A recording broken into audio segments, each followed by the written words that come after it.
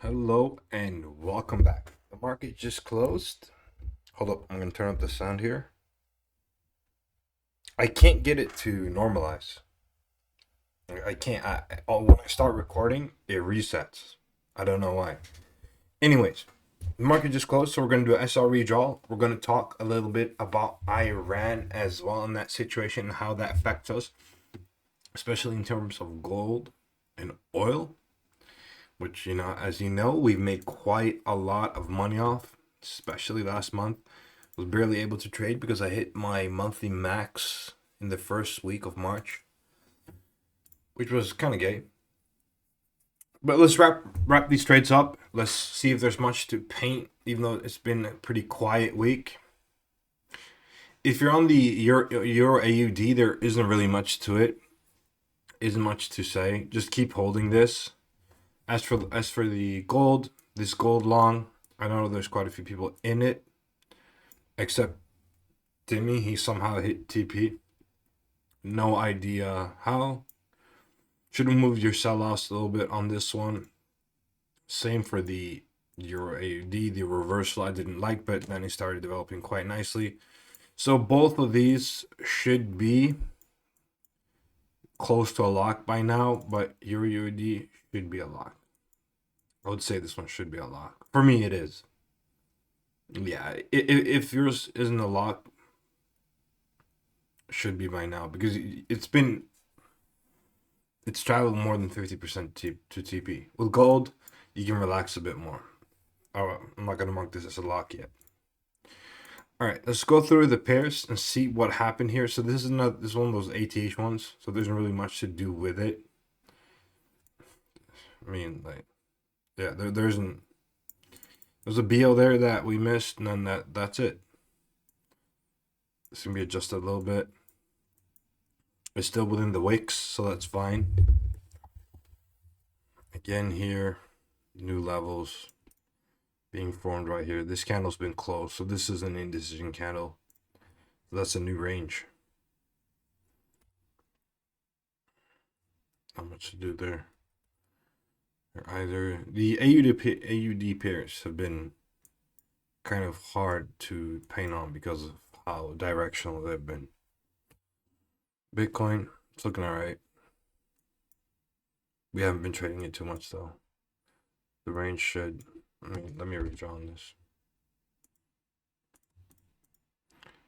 We should rein the range in a bit on this one here.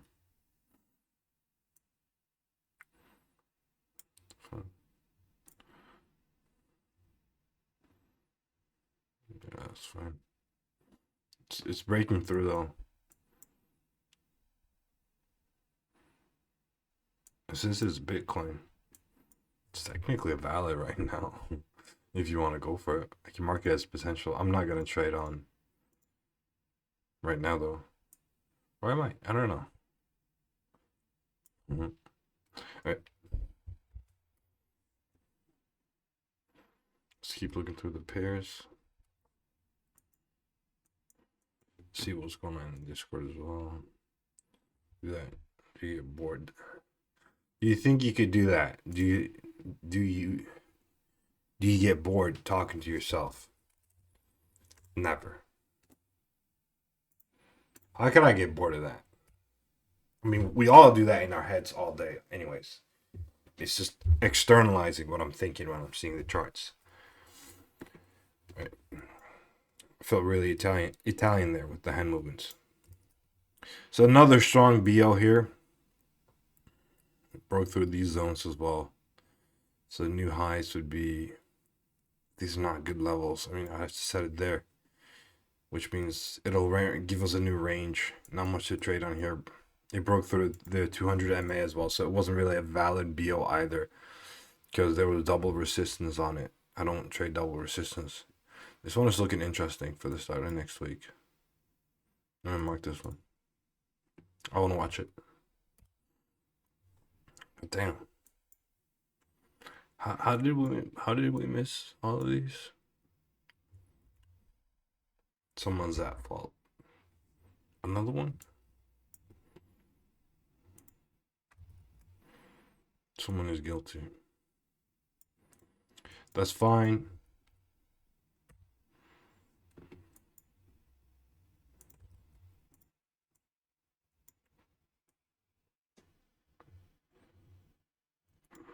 You know, I really hate slicing through these highs and just ignoring it. Then again, I'm always doing it though, but within recent ranges. We're just gonna have to wait for it to.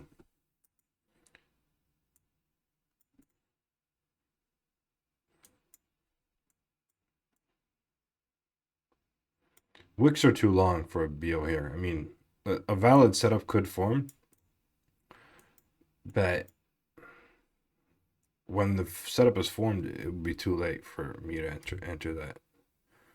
What the fuck? There's no point even having this, I guess.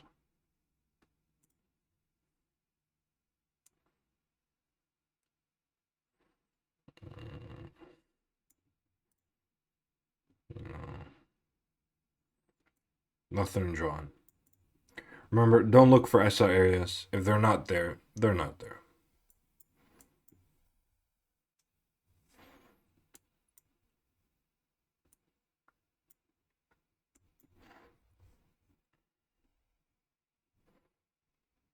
What the fuck is this?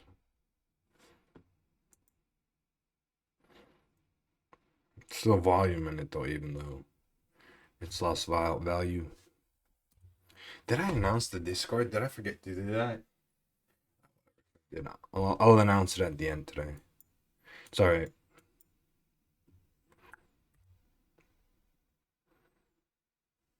And since this works as support, 200 MA, it is on it. It is CRing on it.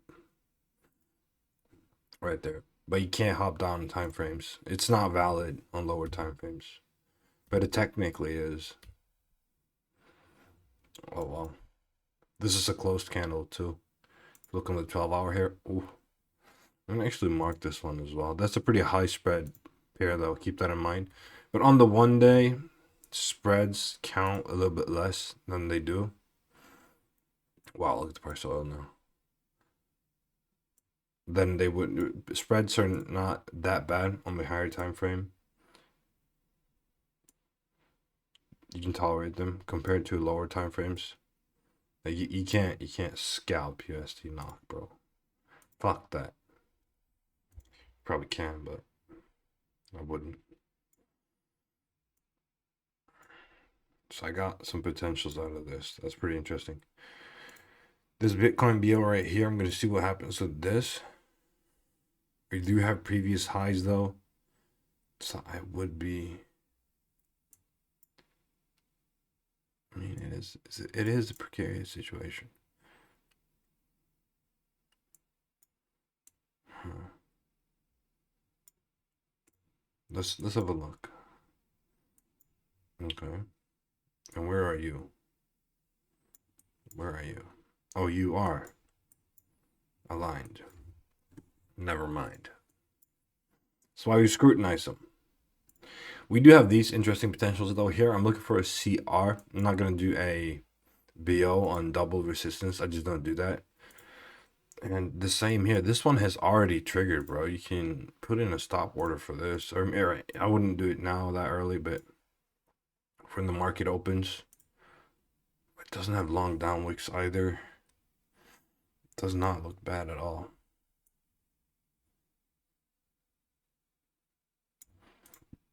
Something like that. Let me blow my nose. I'm gonna mute.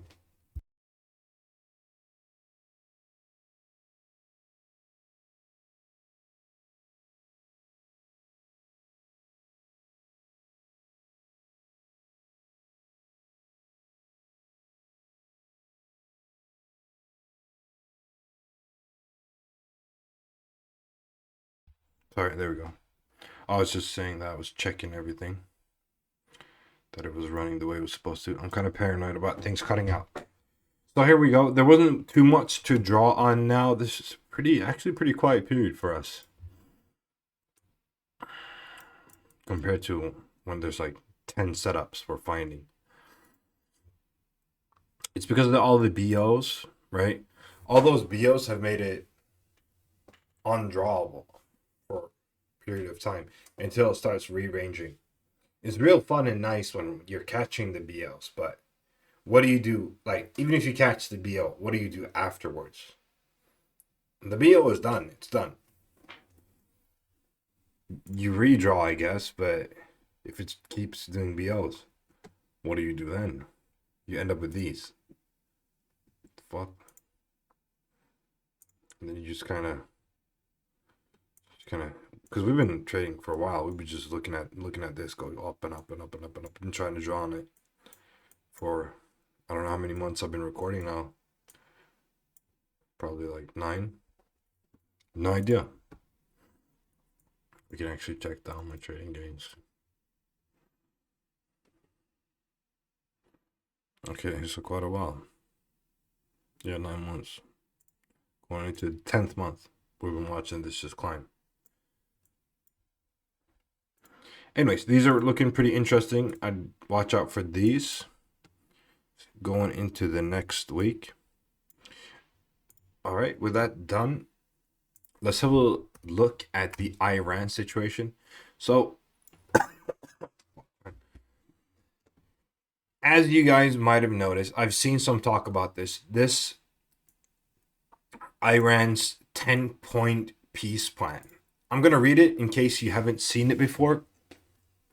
It is the proposed peace plan by Iran, and it is the accepted framework which the United States is going to be working within.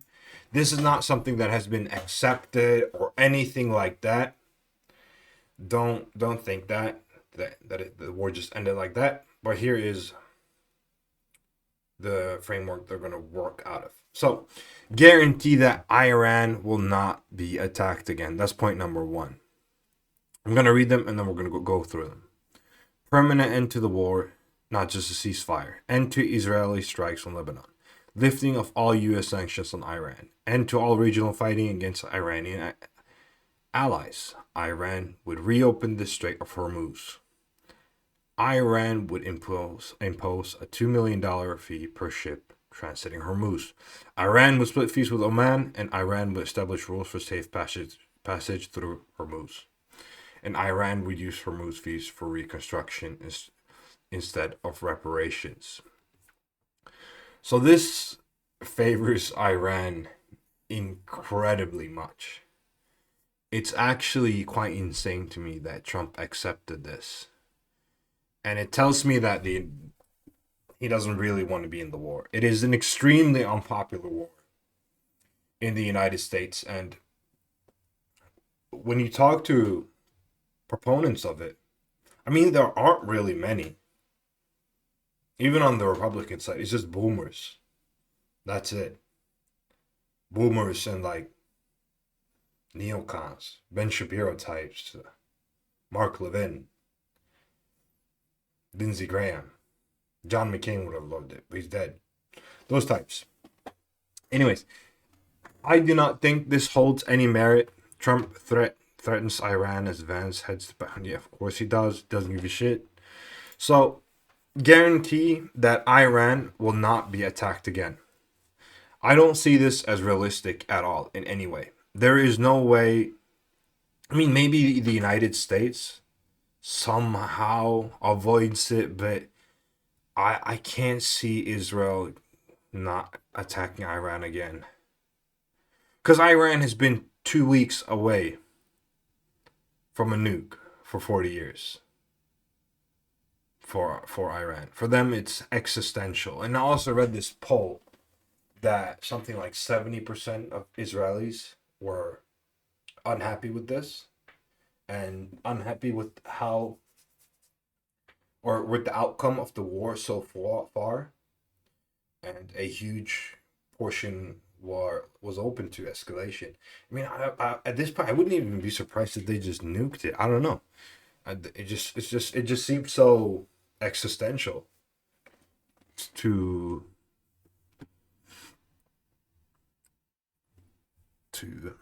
I was gonna say Israel, but I don't know what to call it. It's not just Israel. The Israel lobby is a better word, I would think.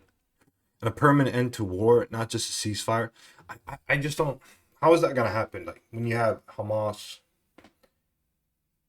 huge Israel enemy, Iran funded. You have Hezbollah in the north, Iranian proxy fighting Israel all the time. They're in Lebanon and in some in Syria, and you have Shiite proxies in Iraq fighting on behalf of Iran there as well. And when you look at it that way, and this is not some kind of justification for Israel, but when you look at it that way, just you got to see it from the Israeli lens. They see Iran as the the main cause and effect for having all these enemies around them, and of course Iran itself. So I don't see how they can just let that go. You also have the Houthis, Iran proxy. So for Israel, it is so existential. I don't see how they would give a shit about any peace plan, anything. They can do whatever the fuck they want. Don't forget that when they were in peace talks with Hamas, they were in peace talks like we are now. They just bombed Qatar, a U.S. ally. They didn't give a shit. Killed his ass. They bombed Iran too in the middle of negotiations. The fuck? So end to Israeli strikes in Lebanon. Will they care? Don't know. Lifting of all U.S. sanctions on Iran.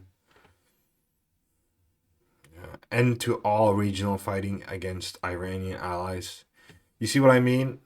Really, bro? Is Israel really gonna stop that? Is Israel not gonna fight Hezbollah, Hamas, either of the proxies? I think I posted one in infographics. I think so. Maybe it got buried.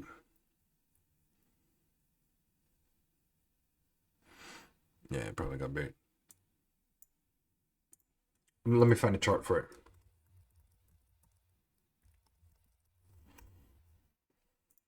Or map for it. There was one that posted a good one. So it's from Iran's Islamist proxies in the Middle East. So, but then, what kind of picture is that? That looks shit, bro. That looks a lot better.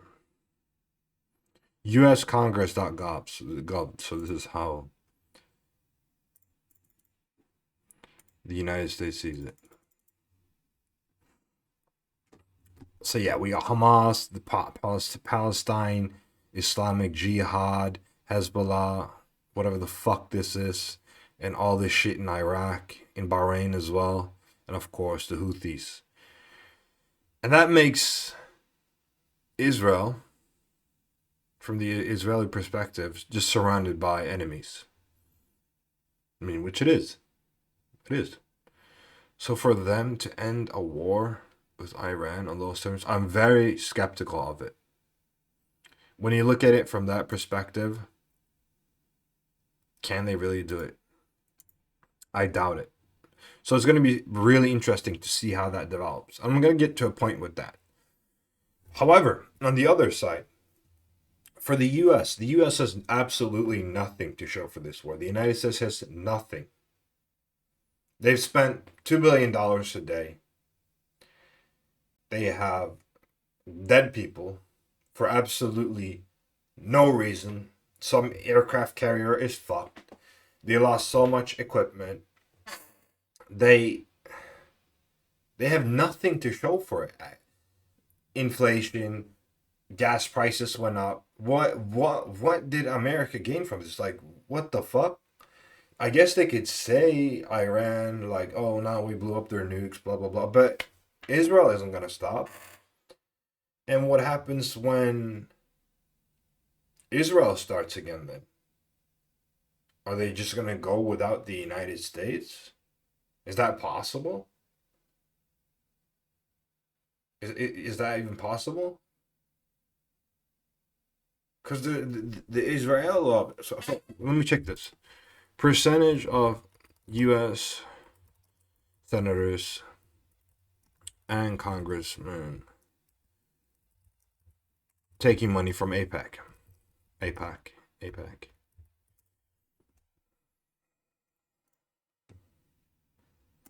So yeah.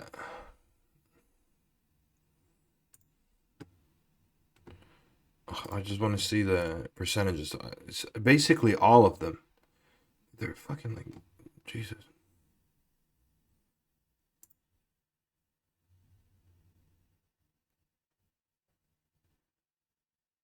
Track your APAC.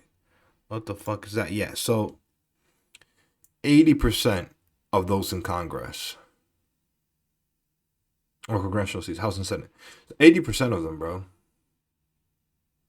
are taking APAC money or APAC linked groups, which means that 80% of them are linked to groups. Or not even linked, they're funded by groups, Zionist groups, that want to continue this, even though the United States has nothing to show for it. I mean, it becomes very difficult to think about because it is so enormously unpopular in the United States. It is so damaging for the United States. The $200 billion war fund, like 12 or more dead Americans, $2 billion spent a day. And that would have turned into trillions, bro. That would have been so bad. And they've made Iran more hostile towards the United States. The populace hates them even more. But again, and it would have wrecked America. We saw how a spy reacted. You guys remember that? Oof. They finally broke the trend and everything. But I just don't. Israel isn't gonna allow it. They want Iran gone. For them, it is a question of existence. But the U.S. populace hates it. But even though the U.S. populace hates it, all their politicians, 80% are funded by APAC. If you don't know what APAC is, let me show you.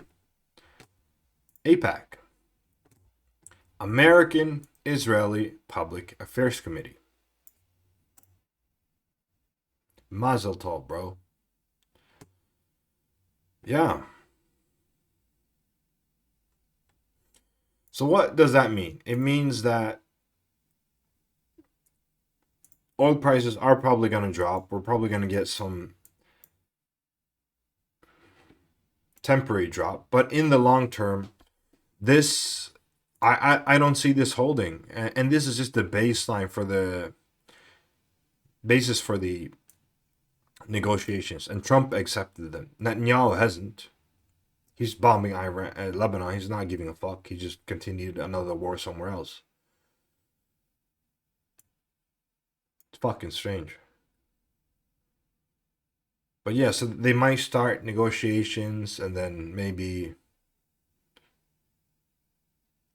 Israel starts bombing them mid negotiations. That would be completely normal at this point.